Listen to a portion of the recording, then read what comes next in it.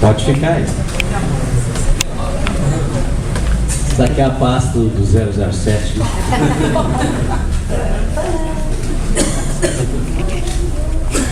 Senhores, eu recebi uma incumbência do Dr. Juarez, que foi o seguinte: Paulo Roberto, você vai falar para os empresários. E os empresários, eles são pontuais, eficazes, são pessoas que têm agenda para cumprir. Então, o senhor tem que chegar e dar o seu recado rápido e fazer com que a coisa realmente aconteça. Quer dizer, a situação que o Dr. Juarez me coloca. E o pior é que ele falou assim: você tem que falar isso tudo em 5 minutos. Como é que eu dou um recado em 5 minutos? A semana inteira pensando. Então eu tive uma ideia.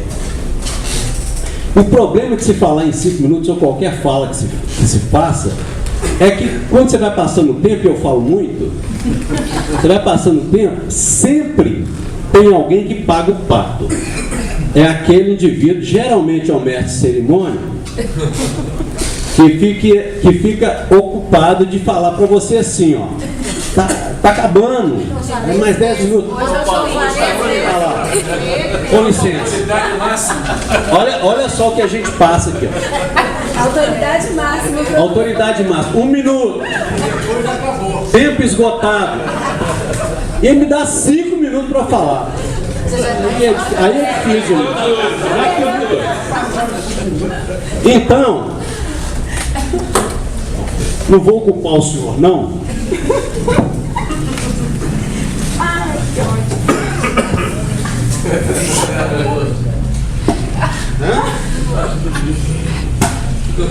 Eu vou colocar aqui, porque aí não precisa colocar a plaquinha. E você não vai precisar ficar brigando comigo. Tá bom? Já passei. 3 minutos. Dá pra ver aí, gente? Já tá acabando, né? Vamos fazer o seguinte: como os senhores são as pessoas mais importantes aqui, e eu tenho que respeitar a agenda e respeitar o protocolo, os senhores vão falar para mim se eu vou poder falar mais 1 minuto, 2 minutos, 3 minutos ou 5 minutos. Eu vou falar o máximo com o menor tempo possível, mas eu gostaria de deixar a minha mensagem, tá bom? Vou falar daqui de cima, que dá para me ver um pouco melhor. Existe um quadro no Fantástico que ele fala-se muito rápido e fala assim: o que vi da vida, não é isso? Então eu não gosto muito de plágio, não, porque plágio são pessoas que não têm imaginação. Mas eu vou plagiar lá o Fantástico e vou falar o que vi do cárcere. Pode ser? Eu vou falar algumas coisas que aconteceram na minha vida, que me marcaram, e vou passar dados para os senhores. Dados que os senhores vão ver aqui através das apresentações, mas eu quero que eles fiquem fixados. E vou falar isso da melhor forma que eu puder, tá bom? Com o meu sentimento. Quando eu entrei para a polícia em 86, como escrivão, eu fazia faculdade de Direito e me sentava toda vez que tinha um julgamento aqui na frente. Porque eu era um escrivão de polícia que trabalhava e falava assim: não, eu estou ajudando o promotor de justiça a condenar aquele indivíduo. Eu estou ajudando o juiz a aplicar a pena. Então eu fazia questão de sentar aqui e falar assim: olha o meu trabalho aí através desses homens. Sentia gosto nisso. Alguns anos depois, fiz concurso para delegado de polícia. Melhorou um pouco mais, não foi? Agora eu era autoridade policial. O que eu fazia? Colocava as pessoas na cadeia, não é? Eu fazia limpeza social, ou seja, eu protegia. Porque quando você entra para a academia de polícia, você faz um juramento de proteger e servir a sociedade, inclusive com a sua própria vida. E eu fiz esse juramento 2 vezes. Então eu acreditava piamente, senhores, que eu era extremamente importante, inclusive até mais importante que o juiz, que o promotor. Porque o juiz, quem julgava, era o povo. Ele aplicava a sentença. o promotor fiscal da lei acusava, não é isso? Mas quando ele fazia isso, o preso geralmente estava ali com um policial militar de um lado e um policial do outro. Eu não, eu entrava dentro da casa do preso e ia buscar ele onde ele estivesse, para poder indiciá-lo, para poder colocá-lo atrás das grades. Então eu era o paladino da justiça, o herói, né? Todo mundo não sonha, pequenininho. O que você vai ser? Eu vou ser bombeiro. O que você vai ser? Eu vou ser polícia. Eu quero fazer com que a sociedade esteja protegida. Esse era o meu pensamento. Aí o que me aconteceu? Fui trabalhar no interior. Eu cumpri 22, coloquei 22 pessoas na cadeia, era delegado de 4 cidades. Era muito fácil, é só pegar os mandados de prisões e cumprir aquelas prisões. Eu achei engraçado, porque a sociedade estava todo mundo feliz comigo, né? Pô, chegou um delegado, ele está prendendo todo mundo. O juiz estava feliz comigo, o promotor feliz comigo, né? Eu chegava lá falando, não, perfeitamente, o que é o negócio? Não, vou te dar uma preventiva, vou te dar a provisória, dependendo do caso. E o delegado da comarca, né, me chamou reservadamente no gabinete dele. Doutor Paulo, vou falar um negócio com o senhor. E o que foi? Os presos estão reclamando. Reclamando de quê? Eles estão reclamando, senhor, a situação aqui está ficando difícil. Mas o que é que está acontecendo? Não, é porque nós tínhamos tantos presos, o senhor colocou 22 na cadeia, não está tendo espaço do pessoal mais, sabe? E o pessoal está começando a dormir no colchão, no chão. Eu falei, então quer dizer, eu tenho que prender, mas eu não posso prender porque não tem lugar para colocar o preso? O problema é esse? Essa é a minha função de delegado. Aí primeira vez que eu me debati com a superlotação carcerária. Então guardem esses dados, tá? São 56 mil presos no estado, estou dando números redondos. 3 mil desses presos na PAC, só 3 mil na PAC. E a PAC faz um excelente trabalho, tá? E são 15 mil mandados de prisão a serem cumpridos. Então, se nós cumprirmos esses mandados, como eu fiz lá inicialmente, são quantos presos nós vamos ter? Deu para vocês entenderem a situação? Então, essa foi o primeiro embate. Saí do interior, fui ser delegado de plantão do Sereste. Primeiro plantão meu como delegado de plantão. Caminhando nos corredores do Sereste, de madrugada, para ver o que estava acontecendo, eu escuto uma voz, doutor Paulo Roberto. Falei, saí do interior, longe pra caramba. Delegado de 4 cidades, vem pra cá, primeiro dia, um preso dentro da cela chama meu nome. O que está acontecendo? E quanto tempo que eu estou no interior? E preso, gente, não tem rosto. Preso não tem rosto, tá? Porque o que acontece? Quando você olha para ele, geralmente ele está careca com um uniformezinho laranja. Então você não consegue identificar muito bem, não, só se você conhecer o preso. E aí, estava muito escuro, ele estava assim, atolado no meio de um monte de gente. Tinha lugar para 400, tinha mais de 1.000 presos no local. Eu olhei e falei assim, mas quem é que falou meu nome aí? Eu falei, sou eu, doutor. Só não lembra de mim, não? Então, meu amigo, como é que você chama? Meu nome é fulano de tal. Foi o senhor que fez o meu flagrante. Aí eu voltei, andei novamente, fui para o meu gabinete e não dormi a noite toda. E eu estava de plantão, não podia dormir mesmo. De vez em quando você cochila. Não deu nem para cochilar. Eu falei assim, eu coloquei o cara atrás da grade. Agora eu estou aqui e eu tenho que cuidar dele.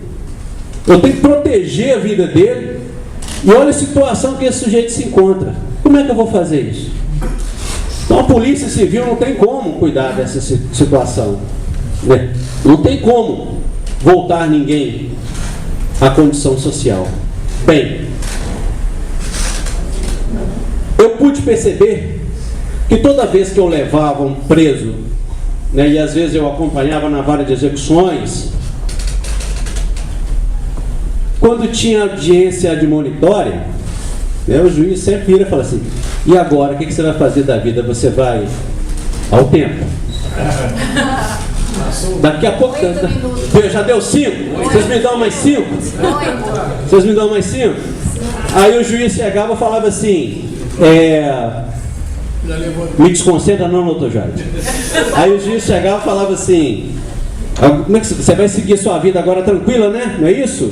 Vai dar tudo certinho, agora você vai trabalhar, você vai ser trabalhador, né? E eu ficava do lado assim, porque eu conhecia o preso, né? O preso estava lá dentro, e o preso ficava sempre com a mãozinha para trás assim, né? Cabeça para baixo. Não, senhor, é isso mesmo, agora eu vou ficar numa boa, na sociedade, vou cometer mais crime não, doutor, vou cometer mais crime não. É sempre assim, né? A grande maioria. E aí o que acontece? Quando eu chegava lá, eu falei assim, meu, você vai mudar de vida, você vai seguir o que o juiz falou lá. Que isso, doutor? Vou tirar meu atraso. Eu tenho que fazer isso.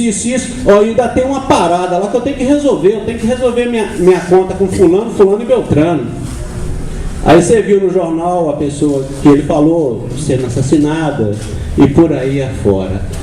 O que é que eu pude perceber? Que as pessoas que eu havia prendido, ou seja, que a polícia prende, elas estavam voltando para a rua. E piores, e às vezes da mesma forma ou piores do que entraram. E o pior, do mesmo jeito que se prende, do mesmo jeito solta. Porque a gente tem a vã ideia de que na hora que se prendeu, colocou atrás da grade, acabou o problema. A sociedade pensa assim. E isso não acontece. Da mesmo jeito que entra, você tem mandado de prisão, você tem um alvará de soltura, coloca na rua. Bem, passei por uma situação de que eram 800 presos. Desses 800 presos, eu tinha que dar banho de sol, então era 200 presos no pátio. Era uma vez de sol por semana. 4 horas de sol por semana. E nesses 200 presos, uma vez eu estava chegando na unidade e, por conta de brigas de gangue, um preso falou que determinado preso que havia entrado lá era um estuprador. O que vocês acham que aconteceu dentro desse pátio? Eu vi um monte de presos dando porrada nesse preso que diziam que era estuprador, na realidade não era. Eu vi os meus policiais ao lado, todos com escopeta, deram tiro para cima e continuaram batendo no preso. E o que vocês acham que aconteceu? O preso morreu? Eu olhei para aquela situação e falei assim, poxa, fazer o quê? Eu passei por trás, tá? Eu não sou nenhum herói não, só quero colocar para vocês o meu sentimento. Eu passei por trás, entrei para a grade, entrei sozinho no pátio. Era eu e quase 200 presos. Doutor Celso viu uma pessoa contando, está falando. Foi mentira, doutor Celso? Então foi eu e quase 200 presos. Quando eu entrei, eu falei assim, bom, agora eu sou uma pessoa totalmente vulnerável. Vou me pegar aqui, me fazer de refém e fazer rebelião. Na hora que eu entrei, eles pararam de bater e se afastaram. Eu peguei o preso no colo, carreguei o preso, de tanto apanhar ele havia defecado. Então ele estava todo ensanguentado, com o rosto transfigurado e todo sujo de bosta. Peguei esse preso, carreguei, coloquei no corredor, mandei levar para o pronto-socorro. E quando eu vi o meu terno, todo sujo, eu sujo de sangue, sujo de bosta, eu pude perceber que com a mesma força que eu colocava as pessoas atrás da grade, eu tinha que também proteger aquela pessoa que também era parte da sociedade. Eu fui conseguindo ter essa ideia. Daí fui fazendo projetos. E projetos, coloquei pessoas presas junto com pessoas da comunidade, porque não se faz reinserção social sem a participação da sociedade civil organizada. Tranquilo? Vou colocar só mais uma situação. Agora eu estou praticamente no meio da minha fala. Vou colocar só mais uma situação. Tira a plaquinha, doutor. Pelo amor de Deus. Eu estou sofrendo um bullying aqui do doutor Juarez. E eu estou numa situação difícil. Porque o que eu vou falar aqui, eu sou membro do Conselho de Criminologia e do INESP. Está arriscado, eu estou com o presidente aqui, o outro presidente que está arriscado dos dois me mandar embora. Me expulsarem dos dois conselhos. Mas eu tenho que falar determinadas coisas.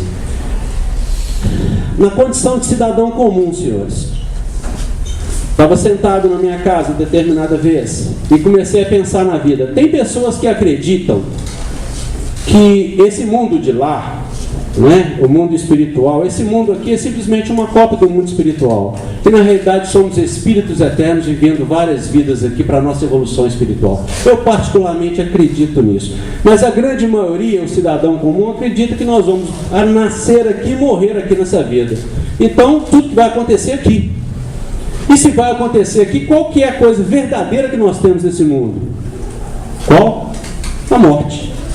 Não é isso? Aonde todos nós vamos nos igualar. Nós vamos deixar aqui os nossos títulos, vamos deixar aqui as nossas riquezas e vamos nos igualar, né? Todo mundo vai ficar magrinho e carequinho. Todo mundo vai virar caveira. E aí eu pensei, qual que é a outra realidade que nós temos na vida? Tem outra, qual? Eu olhei para a caixa de correio, são as minhas contas. Elas não param de chegar. Para de chegar a conta para alguém? Para de chegar a conta de luz? Para de chegar a conta de água? Não. E se você não paga a conta de luz? O que acontece? Te corta a sua luz. Se você não paga a água, você não bebe a água. Se você não trabalha, você não come.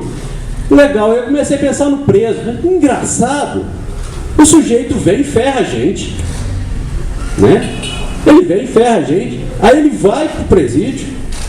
Chega lá, ele vai ter água. Ele vai ter comida. Eu tenho um gasto com ele. E ele volta para a sociedade e ferra a gente de novo. Assim, essa conta está muito perversa. Então guardem. Isso aí é o cidadão comum pensando, tá, senhores? Então guardem. O preço é geralmente, e o doutor Juarez colocou aqui, de R$ 1.900 a R$ 2.000 o gasto dele. Quando tem construção de presídios, vai a 2.300 a 2.700. Então o preço é extremamente caro. E quem é que paga a conta? Nós pagamos essa conta. Correto? Porque na grande maioria ele é totalmente ocioso, ele não faz absolutamente nada. Bem, eu falei assim, então nós temos que fazer projeto para o Estado. O Estado tem que dar uma solução nisso. Fiz determinado projeto, elaborei, ganhei prêmio em Brasília por conta desses projetos, mas aí a coisa não acontecia. E o que aconteceu? Eu fui no secretário de Estado, veio do Canadá para mim um notebook, e esse notebook eu coloquei o meu projeto, e 2 dias antes entraram na minha casa e assaltaram a minha casa, levaram o meu projeto e o notebook. Eu falei assim, brincadeira, Zeus, eu estou aqui trabalhando para ajudar e aí o que aconteceu? Eles vêm cá e... Né? Imagina eu na terça-feira com o notebook emprestado com o secretário de Defesa Social, e falando sobre o projeto, a minha animação. Né? Vocês tinham que ajudar a fazer isso. Bem, senhores, agora eu vou terminar a minha fala. Estão vendo a minha perna aqui? Isso não é nenhum apelo sexual, não, porque a perna é até muito feia. Eu desculpe estar colocando o pé aqui, mas é porque eu tenho que fazer minha apresentação, doutor Jardim. É muito simples de guardar isso. Se essa perna minha gangrenar, é a minha última fala. Só peço mais um minuto. Se essa perna minha gangrenar, o que acontece, senhores? Eu tenho que cortar, não tem? Porque senão eu vou perder a minha vida. Não é isso? Para que ela não gangrene, eu tenho que cuidar.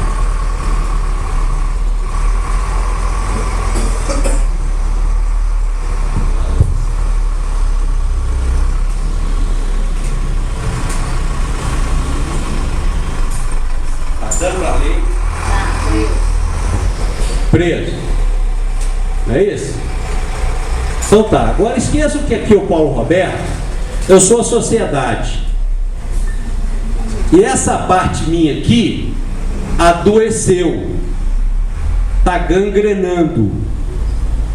Só que no nosso país, nós não podemos cortar esse aqui não, porque nós não temos pena de morte, não temos pena de banimento e não temos prisão perpétua.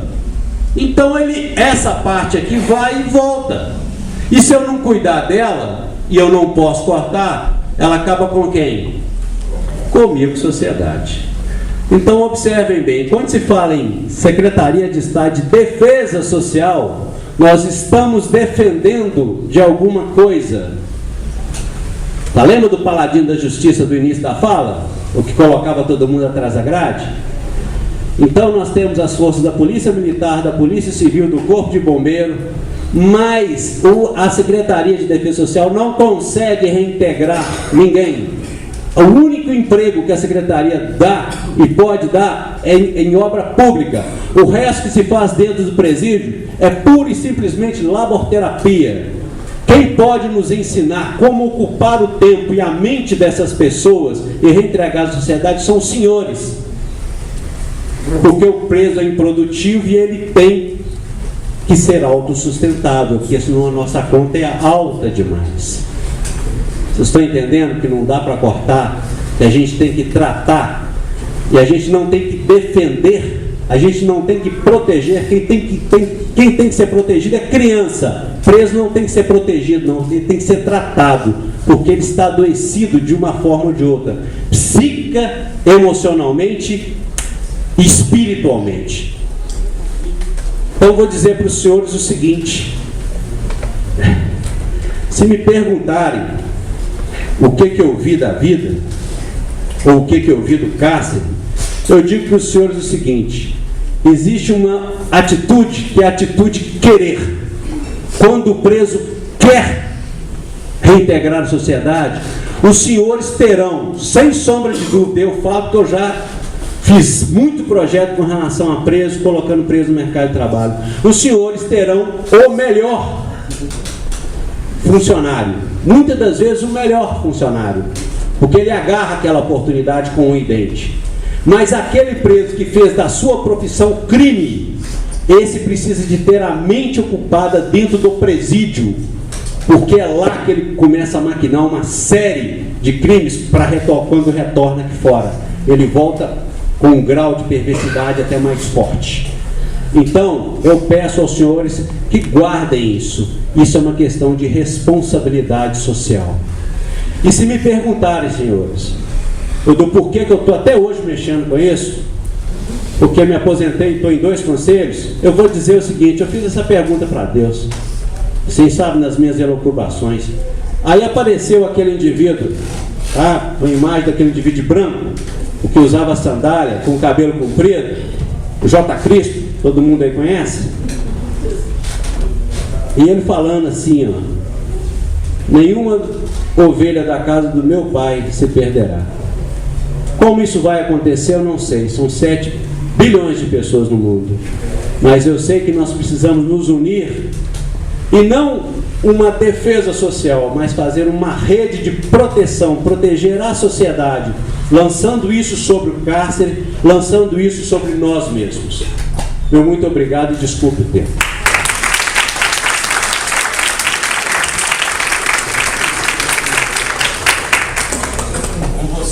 Com vocês, a Rosana Jatobá, né? Menina do tempo.